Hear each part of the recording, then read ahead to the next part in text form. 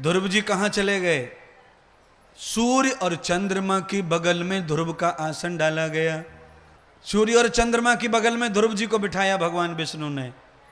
चंद्रदेव और सूर्य देव के बगल में ध्रुव तारा। हमारे सनातन संस्कृति में तो ध्रुव तारे का दर्शन करके बेटी को विदा करते पति के ससुराल में, इसीलिए वो अखंडवती रहती, सौभाग्यवती रहती, उसको बड़े फल मिलते उसका दर्शन करने से। महाराज सुबह सुबह विदा होने के बाद, विवाह के बाद में सुबह विदा करें बेटी को, ध्रुव का दर्शन करवाते। इसका अर्थ होता है कि जो भक्ति करके भगवान को दर्शन करके जो गया है देवता बनने, उसका दर्शन करने से हमारा ग्रस्त सफल हो जाएगा। इसीलिए हमेशा अच्छे भक्त और संतों का हमें भी दर्शन करते रहना चाहिए। ध्रुव तारे का दर्शन आजकल नहीं करवाते ना। क्यों नहीं करवाते? क्योंकि दोपहर को शादी होती है, शाम को 5 बजे विदा होवे छोरी। अब 5 बजे ध्रुव कहां से लावें?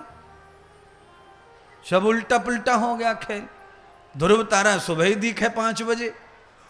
ध्रुव तारे की परंपरा जब तक देश में थी तब तक कहीं भी तलाक बलाक नहीं होते थे, नुकसान नहीं होता था पतियों के घर का। अब तो बड़ा नुकसान है पति के घर का। कभी कभी ऐसे टूटे खूटा की तरह पति अकेला रह जाता है, अकेला। घर वाले तब नाराज हो गए जब अपनी मर्जी से शादी करके लाया। 2-3 महीने के बाद में जिसको लाया वो चली गई धोखा मार के। अब पति बेचारा अकेला मुंह फाड़ के बैठा है, न घर जा सके न इधर जा सके। अब क्या करे? इसीलिए ऐसी गलती न करें, इसलिए ऐसी गलती ना करें और ऐसा लाभ लेने के लिए ध्रुव जैसा निश्चय अपने आप को करें। आपने न हुआ तो अपने बच्चों को बनाओ, हमसे नहीं हुआ बच्चों को बनाओ।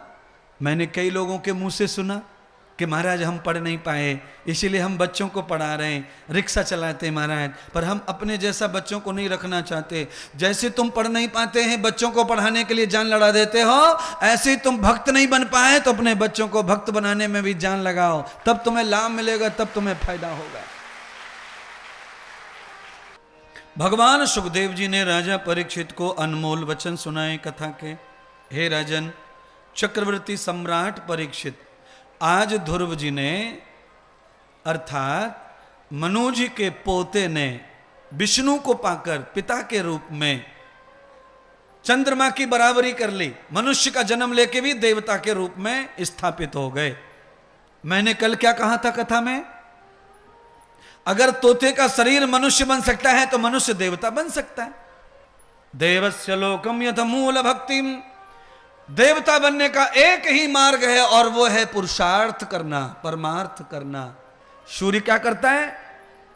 हम जगह न जगह पर वो हमें अपने आप रोशनी पहुंचा देता है। चंद्रमा क्या करते हैं? हम सोते रहें बिल्कुल चंद्रमा को ना देखें तो भी वो चांदनी पहुंचा देते हैं।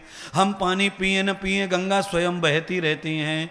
हम छाया ले न लें पर बादल आते जाते रहते हैं। ऐसे ही जब हम दुनिया हमें धन्यवाद दे ना दे पर हम सेवा करते रहेंगे तो एक दिन आप चंद्रलोक में पहुंच जाएंगे, सूर्य लोक में पहुंच जाएंगे, कैलाश लोक में, ब्रह्म लोक में पहुंच जाएंगे।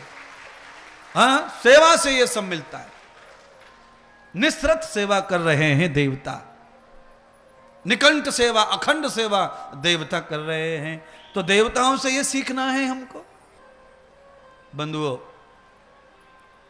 ध्रुव की कथा के बाद में भगवान ने देवहूति माता की 9 कन्याओं की कथा सुनाई। हे परीक्षित, मनु की बीच की कन्या देवहूति, उन्होंने 9 कन्याओं को जन्म दिया। प्रथम, बाद में वो नवदा भक्ति भी बनी और उनमें सबसे छोटी जो कन्या है उनका नाम अनुसुईया है। और अनुसुईया ने अत्रि मुनि के साथ में इच्छा अनुसार विवाह किया।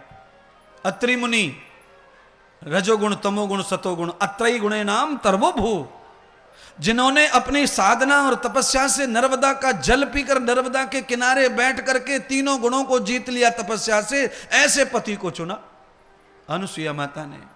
घर नहीं था अत्रि मुनि के पास, गूलर के पेड़ के नीचे दुल्हन को जे के बिठा दिया।